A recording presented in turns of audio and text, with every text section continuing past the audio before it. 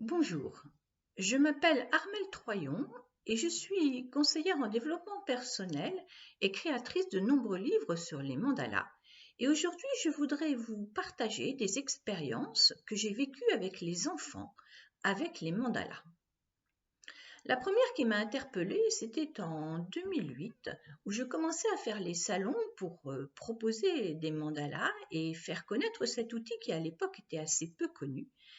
Et à côté du stand, nous avions tracé une structure sur le sol et apporté de nombreuses cagettes avec des pommes de pin, des petits galets, des feuilles, beaucoup d'éléments de la nature pour que les gens puissent participer à la création d'un mandala éphémère. Et je vois depuis un moment un petit garçon en train de poser tranquillement les éléments pour construire petit à petit le mandala et 3 personnes qui le regardaient. 5 minutes, 10 minutes, un quart d'heure s'écoule, donc je vais voir ces personnes pour discuter avec elles parce qu'elles semblaient vraiment très interpellées. Et j'aborde, vous connaissez les mandalas et tout ça.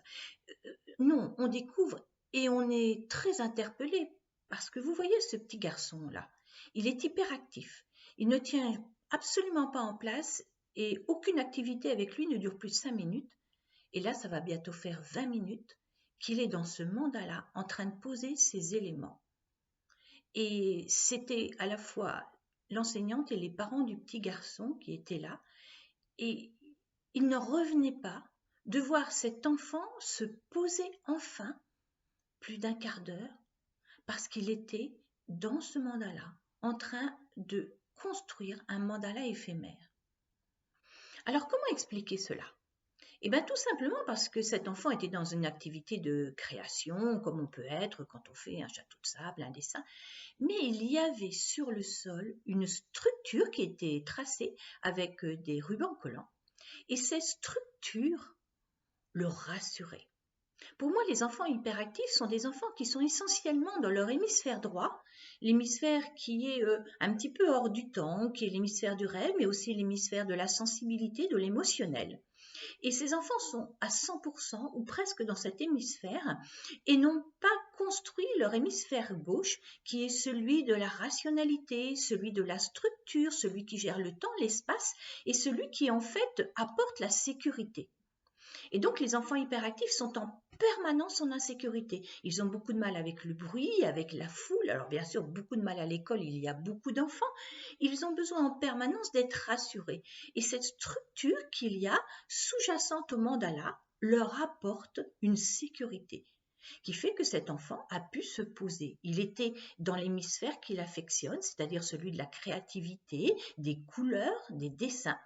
Mais cette structure le rassurait. Alors les mandalas, ça peut être aussi des mandalas éphémères que l'on peut créer dans la nature, que l'on peut créer à la maison. Par exemple, on peut très bien créer un mandala fruits secs ou un mandala bonbon ou un mandala gâteau pour un anniversaire, par exemple. Mais on peut aussi être sur le papier et colorier un mandala. Et je vais vous raconter une anecdote, un retour que j'ai eu avec ce petit album que j'ai créé pour les enfants à partir de 3-4 ans. Donc bien sûr, mes mandalas sont toujours créés sur une structure et ils sont dessinés à la main.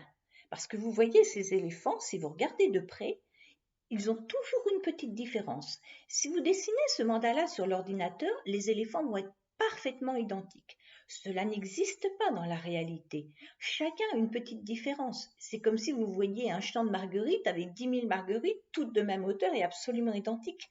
Ce ne serait absolument pas joli. Donc en fait, si vous proposez à un enfant un mandala dessiné sur ordinateur, il va être parfait. Et il peut très bien rendre cet enfant mal parce qu'il va penser qu'il faut qu'il dessine parfaitement, qu'il faut qu'il soit parfait. Or, la perfection n'est pas de ce monde. Peu importe que le mandala soit bien colorié, ce qui va être important, c'est le moment que l'enfant va traverser en le coloriant. Donc, cette anecdote. Une amie part à un anniversaire d'un petit garçon encore qui avait 4 ans. C'était l'année de ses 4 ans. Et en fait, pareil, un petit enfant qui bougeait beaucoup, beaucoup et qui avait du mal à se stabiliser. Parce qu'en fait, il y a de plus en plus d'enfants hyperactifs, hein. Notre monde actuel, à la fois impose des choses très rigoureuses, mais manque d'une structure naturelle, c'est-à-dire des horaires réguliers, une connexion aux saisons, à la nature, au temps qu'il fait. C'est tout ça qui va nous amener en sécurité. C'est cette connexion, ce cadre, mais qui va être lié à la vie de tous les jours et à la nature. Donc, beaucoup d'enfants actuellement manquent de ce cadre, de cette sécurité, et sont donc de ce fait un peu toujours en train de bouger, un peu hyperactifs. Et donc, cette amie offre ce mandala à ce petit garçon, qui délaisse, ma foi, tous les autres jouets, et qui se met à colorier. Et là, c'est pareil, les parents regardent, parce qu'au bout d'un quart d'heure, l'enfant est toujours en train de colorier ses mandalas. Alors peut-être pas avec les bonnes couleurs, parce qu'on a aussi droit de rêver, de mettre des éléphants roses, des fleurs oranges. C'est peut-être un peu dépassé, c'est peut-être pas parfait, mais rendez-vous compte, cet enfant qui d'habitude ne se pose pas plus de 5 minutes est là depuis un quart d'heure à colorier les mandalas. Et non seulement il se les calme, il se pose, mais il est en train de se ressourcer, il est en train de refaire des connexions entre les deux hémisphères. Et il va ressortir à la fois apaisé, mais beaucoup plus disponible. Vous savez, quand vous avez un enfant qui part à l'école, s'il regarde la télé le matin avant de partir, il va complètement partir dans cet hémisphère droit et il va être dans un monde de rêve, alors qu'à l'école, on va lui demander d'être là tout de suite dans le concret, de faire ses exercices, d'être efficace. Alors que si tous les matins, l'enfant prend l'habitude pendant 5-10 minutes de colorier un mandala avant de partir à l'école, il va refaire des connexions entre les deux hémisphères et il va arriver à l'école disponible pour les apprentissages. J'ai aussi eu le retour d'une autre amie qui avait acheté un album de mandala pour l'anniversaire d'une petite fille qui avait 8-9 ans. Je ne sais pas exactement. Et en fait, c'était un milieu, on va dire, assez fortuné. Et donc, cette petite fille allait être couverte de cadeaux pour son anniversaire, des cadeaux technologiques, des cadeaux d'un grand prix. Et mon amie savait qu'elle n'allait pas pouvoir rivaliser. Donc, elle s'est dit, je vais faire simple, un livre de mandala, des crayons de couleur, voilà. Et bon, bah, les enfants, elles avaient invité des copines, elles étaient plusieurs, donc elles jouaient ensemble, voilà. Et au moment, dans l'après-midi, le calme était là. Et donc, l'ami va voir. Et en fait, tous les beaux jouets, les objets technologiques avaient été mis de côté.